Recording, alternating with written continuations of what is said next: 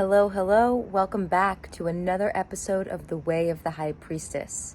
Today, we're diving again into a part of my program called Become the High Priestess. And in this snippet from one of our calls, you're getting an exclusive look into an activity that I led the ladies of Become the High Priestess through in order to uncover desire. So I invite you to take out a pen and paper and uncover your desires along with us. We're going to look at how to identify our desires, how to express our desires, and how to hold space for our desires so that we can create them in our waking reality. I hope you enjoy the episode. But I want to just have us for a moment bring our awareness back to the heart. So wherever you're at, just bring your awareness back to the heart.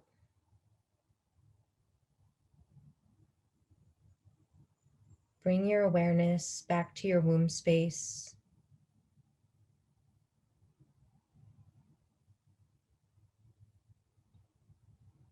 Bring your awareness back to your vulva.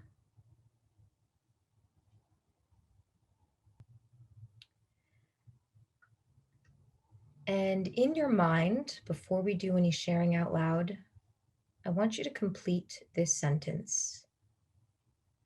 I am the kind of lover who blank.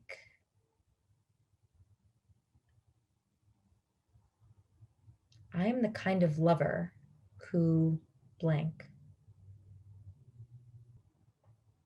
And if you feel called to write it down, you can do that. If you feel called to stay inward, you can do that. And you can go in any direction with this. You can go in the direction of the kinds of things you do as the kind of lover you are, the kinds of things you desire because of the kind of lover you are, the kinds of things you contribute because the kind of lover you are. Just see where your heart and your body and your pussy takes you.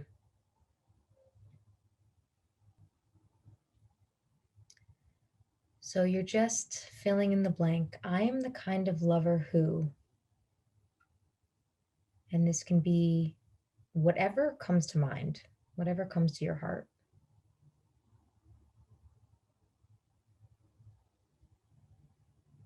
It can be the ways in which you contribute,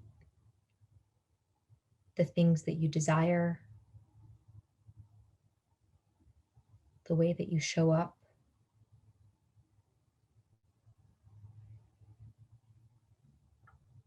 You may even say, I desire. I am the kind of lover who blank, and I desire blank.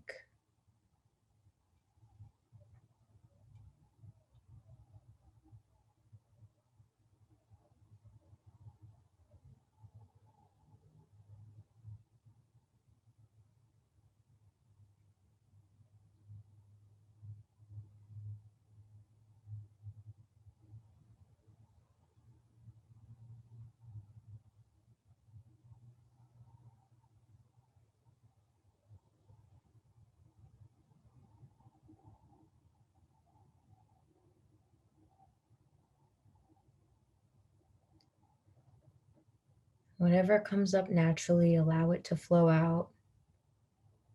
And if it feels risky to really access your own poetry or your own sexuality, I invite you to go there as well.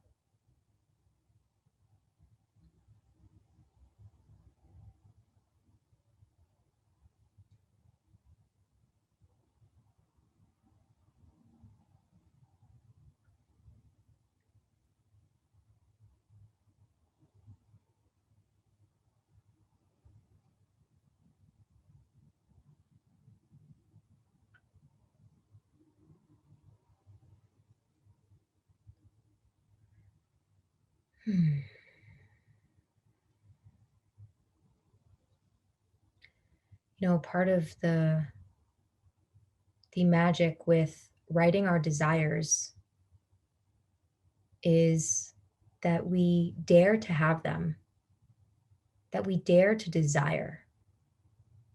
So often we cut ourselves off from desiring for any number of reasons. We don't think we can have it. We don't think we're worthy of it. It's been a long time since we had it, so when's the next one going to come by?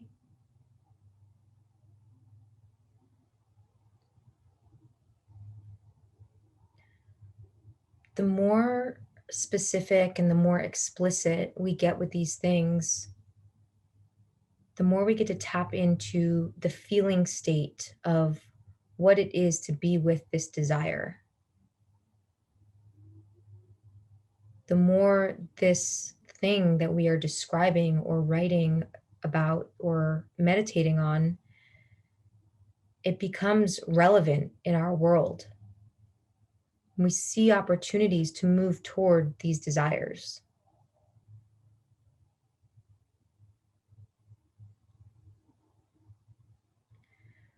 So, what we're going to do in breakout rooms right now is and you know what, I'm going to give this up to the group, whether we go into breakout rooms or do a large group share, but I do want everyone to get to share their piece. So, I want us to really be able to tap into who we know ourselves to be and what we desire, and to be able to go into that place of giving voice to it without shame, with confidence. You might even put on your best sensual voice, because there's nothing wrong with desiring things. So if I gave one of my examples, I might say, I'm the kind of lover that when this man lays down in my bed, I want to massage him from head to toe. I want to lick every inch of his body. I want to watch the pleasure turn up on his face, and I want to hear the pleasure in his moans. I desire to be devoured completely. I desire to have every inch of my body tended to.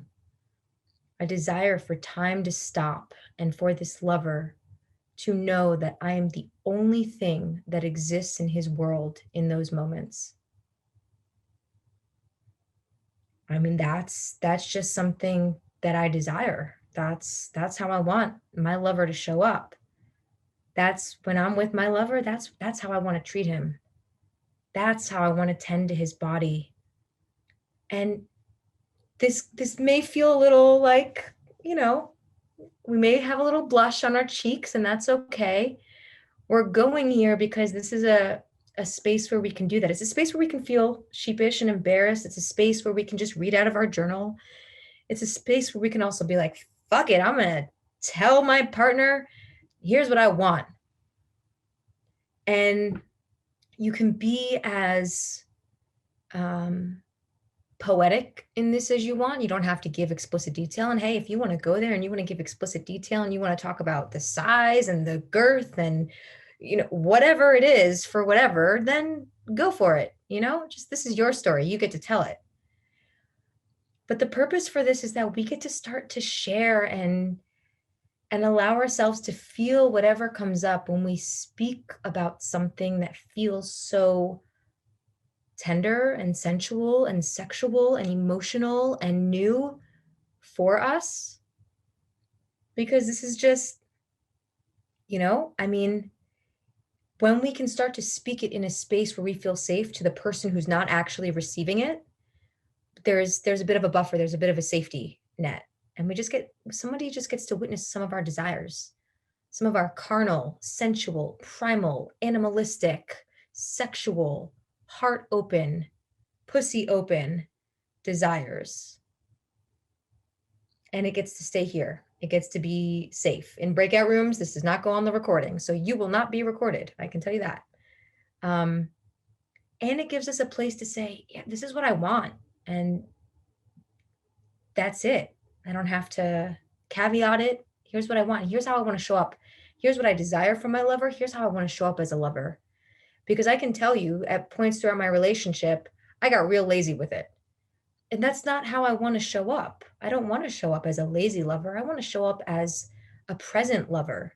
I want to show up tuned in to my partner, to his breath, to his sounds, to his apprehensions and his fears. I don't want to be lazy, and I want my partner to show up in that way too. And one of the things that I desire is I want my partner to be willing to wait for me to open without a rush. I open when I open. My legs open when they open and not a moment sooner. I want my partner to be there with me in that, because sometimes I physically will open my body before I am emotionally open, and that has been a habit. I've let someone in before I'm ready to let them in. And I've done it many, many times. And I'm not about it anymore. So I want my lover to be willing and ready to wait for me with every sweet, salacious moment that he gets to anticipate my opening. And he sees that as a treasure. So wherever your heart and your body is at with this, use this breakout room space to share that and to really go there and to be in conversation and dialogue with each other about this. We're just sharing from the heart. You can be sensual, you can be emotional, you could get sexual, whatever is there for you. Just practice giving voice to your desires and how you want to show up as a lover. Okay. Any questions? Beautiful. Okay. So we'll have probably about let's see, 10 minutes each. And you don't have to just do 10 minutes of straight sharing. You could go back and forth and you can ask a question. You can say, "Oh, girl, me too." Like, let's let this be a space where we're sharing vulnerable things and we're being supported in our vulnerable sharing, so our body can attune to the fact that it's safe to be vulnerable, that it's safe to give voice to our desires, that it's safe to say, "I want you to fuck me, sideways till Sunday." And that can be received also. And all of it is right and good and well and validated and welcomed. Beautiful. Okay, so let's go into breakout rooms and then we'll come back to the full room to share some juiciness. Beautiful. For anyone who's watching this recording, you'll get a little bonus. I'm going to hang out with you here in the main room while the other ladies are sharing. So, talking about desires and what we desire, a part of this is giving ourselves the space to recognize that it is okay and normal and beautiful to have desires. Often we set our desires aside because, like I said before, we don't think we can have it. We don't think we're worthy.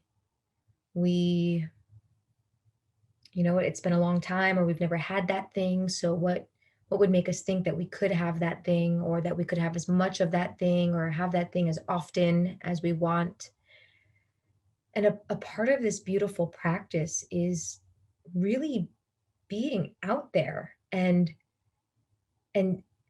knowing that we can make a big ask, that we can make a big ask of the universe, that we can make a big ask of ourselves, or perhaps our partners or lovers.